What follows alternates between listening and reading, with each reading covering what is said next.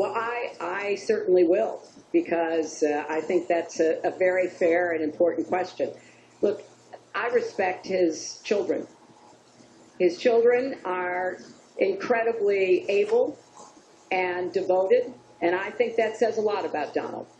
I don't agree with nearly anything else he says or does, but I do respect that. And I think that is something that as a mother and a grandmother is very important to me. So I believe that this election has become in part so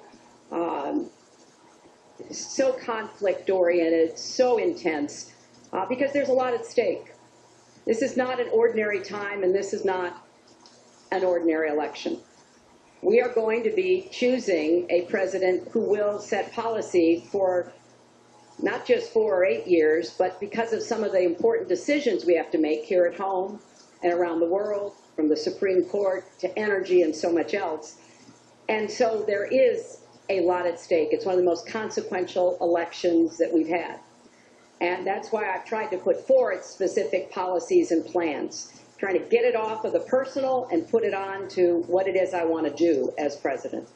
And that's why I hope people will check on that for themselves, so that they can see that, yes, I've spent 30 years, actually maybe a little more, working to help kids and families, and I want to take all that experience to the White House and do that every single day.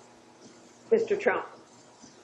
Well, I consider her statement about my children to be a very nice compliment. I don't know if it was meant to be a compliment, but it is a great. I'm very proud of my children, and they've done a wonderful job, and they've been wonderful, wonderful kids. So I consider that a compliment. I will say this about Hillary. She doesn't quit. She doesn't give up. I respect that. I tell it like it is. She's a fighter. I disagree with much of what she's fighting for. I do disagree with her judgment in many cases. But she does fight hard, and she doesn't quit, and she doesn't give up, and I consider that to be a very good trait.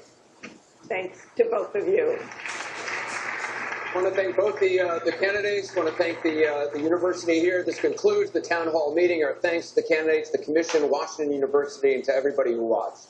Please tune in on October